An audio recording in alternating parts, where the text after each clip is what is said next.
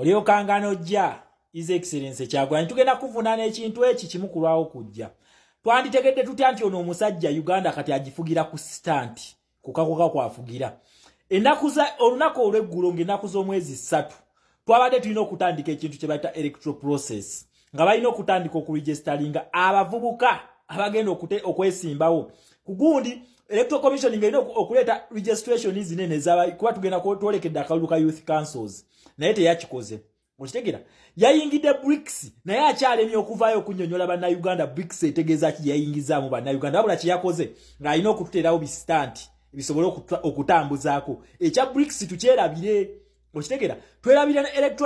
tulayabire ne gundi ne electoral process yabadde erina okutandika olunaku olw'eggulo n'omusajja owano wetumutuusizza mwena abalowoozanga nti Museveni ono wamanyize nabagamba this guy has never been smart. Museveni tabeerangako mugezi, talibeera mugezi, tajja kubeera mugezi. Naye nze nkubuulira kino ne wonaakola bistanti ne wonaayongezaayo electoral process lazima tugenda kutuuka ku ssaawa eyo. Museveni bonnayuganda nakugamba this is the last chance okujjako Museveni ate tugenda kukitandika omwaka guno tugenda okutuuka mu 2026. Museveni is going to be no more kubanga nabagamba ono omusajja yanyiga epeese tuufu erya foreign policy nti byonna ebikolebwa mu Uganda byali bikoleddwako okwekalakaasa tukulabye twalabako n'okwamaanyi ennyo okwa Kabaka naye lwaki teyavaako. Foreign policies zino zaali tezinateekebwa mu position yazo. Okitegera omwami ono ali mu BRICS naye ati okujja okunnyonnyola bannayuganda kati okwata otya munnayuganda n'omuyingiza chata ey'ensi endala n'otamunnyonnyola chata yeefa ku ki etegeeza ki n'otagimunnyonnyola. Okitegera wabula otaddewo stanti mu babyerabire. Some will follow your stance but abamu kuffe togenda kutukuba bistanti ebyo. Museveni yayingidde BRICS naye okuyingira BRICS nabagambye yeekutte ku bisubi tumukubye. Abangereza n'Abamerika babeezezaawo Museveni ebbanga lino lyonna nga bebamubeezaawo oyo fala. Naye kati essaawa eno last resort gye mumulaba tumukubye tekati ali mu kudduka mu BRICS. Russia na China asobole okufuna obuyambi obuwiki nabagamba tasobola kubeera mu BRICS unless ng'alina ekintu kye bayita people power naye wabanga takirina tasobola kubeera mu BRICS. Lwaki? Nakugamba olutalo luno lwakyuka, dynamics zakyuka. Muzitya nti luli edde ekintu kino bakigezeseza ku Ssekabaka Mwanga owa Buganda we bagamba nti yatta abajulizi n'afuna abantu ne bafuna obukyayi mu mutima bagenda okujja okumuwamba bamutwale ku Cyclist Island gye yafiira bannansi tebaasituka kubaako kye bakolawo olw'ensonga tibaali bafunye obusungu ku Ssekabakaani Mwanga. Naye nga before mu Uganda baali bakozesa ekintu kye bayita absolute monarchy oba monarchism. Eno Museveni gyagala okuzimba whereby nti monarchism abantu bonna babeera loyo kwoyo leader waabwe yabeera asalawo nga appointings kwanjagala mujjukire edda bakabaka balondanga bulonzi tigogenda kumfugirako ekitundu kyeno gwagenda okubeera kaggo simanyi gogenda kubeera gundi bwatyo nga appointing era nga bagamba neŋŋombo tikabaka tebamukuba bwami omwami oyo kyabadde ayagala okuzimba. Kati ekintu ekyabazungu bano ebakitestinga ne balaba nga kikola ne bagamba nti senga tukwata obuyinza ne tubuddiza abantu nga ebasalawo ng'abantu bano ebaboosi baabali kijja kutukolera bulungi nti whereby ono anayagala yenna okuva ku ndagaano zaffe lazima ayina ogenda kuki ayina ogenda mu system endala naye we naaba enyigiriza abantu bajja kubeera ku saidi yaffe bwekito bwe kibadde nga kikola. Okitegeera ekyo His Excellency Kyagulanyi kye yakoze kye yazuukusa ekyo Museveni kye yalinga ng'alwanira ebbanga lyonna kireme kujja ku abantu oleme kutegeera nti abo ba leaders be bakozi baffe ffe baboosi baabwe. Okitegeera yali akirwanyisa nnyo Museveni ono naye bano bakola ekintu kye bayita human rights ne democracy akalulu n'eddembe lyaffe.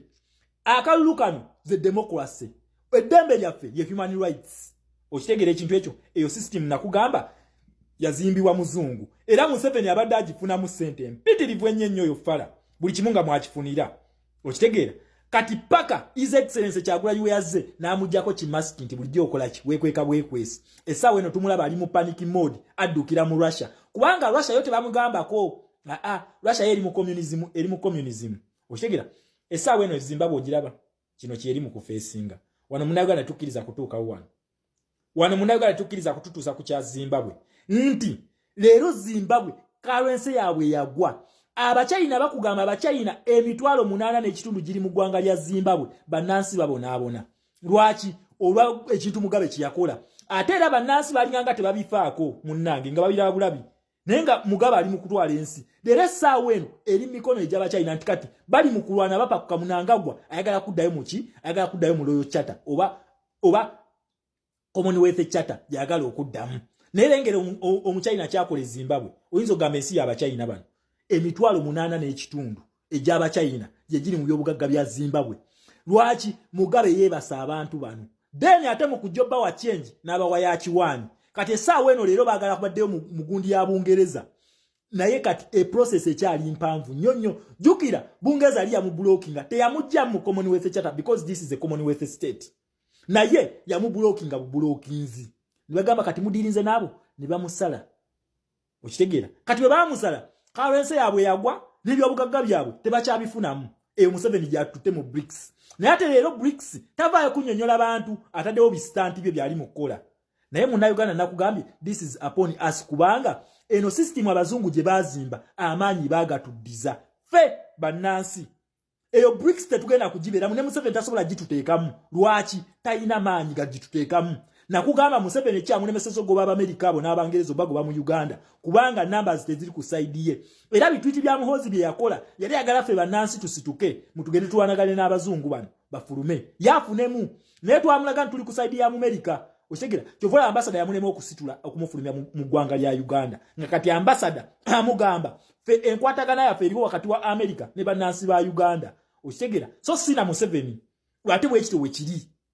Muhoozi tasobola kusitula batalianize ze yepanka nazo majege galina najjawo ekitebe ekyensambya wekiri tasobola eyo Amerika naye eri mu Uganda kati senga era akwata amaje n'agatwalaawo kitegeeze ejje lya Uganda lirumbya Amerika na Amerika naye beeyina okwerwanako okitegera eveewo naye ffe bannansi wetukeera ku makya ne tugamba nti kati ekitebe kino mukijjawo oba mwagala oba temwagala bakijjawo okitegera bakijjawo fa batalina mundu bakijjawo naye Muhoozi Kayine Lugabo we mundu watanko wa buli kimu tasobola kufulumya ambassador tasobola na kujjawo kitebe kati ono bino byali mu kutukweka nga aleta zi BRICS ze ajazi kukusa aziyingiza lwaki tonyonyola mu Uganda BRICS etegeeza ki wayingiddemu lwaki togimunnyonnyola okitegera naye otaddewo